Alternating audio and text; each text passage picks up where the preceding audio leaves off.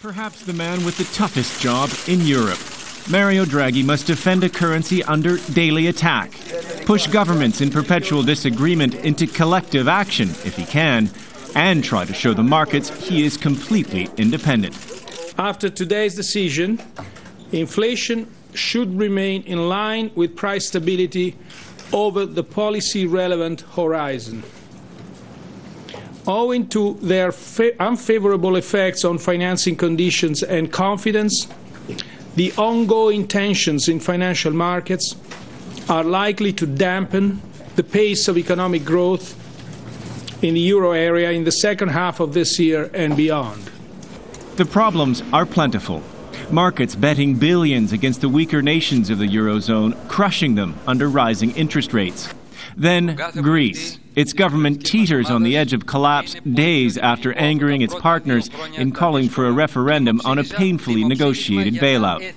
Everything we had hoped for markets to calm down after the agreements of last week have basically been deleted, and we now have to face the situation as before. But the German press has dubbed Draghi an honorary German, a hard money man, a man who has got what it takes to achieve success. He comes out of an Italian paradox in a sense. Italy for a long time has had excellent bankers with a strong sense of fiscal responsibility.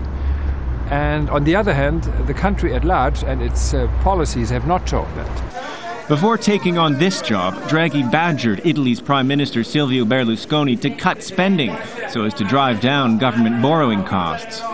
With previous jobs as Italy's central banker, a World Bank director, Harvard professor, and private banker, Draghi has the track record to convince decision makers.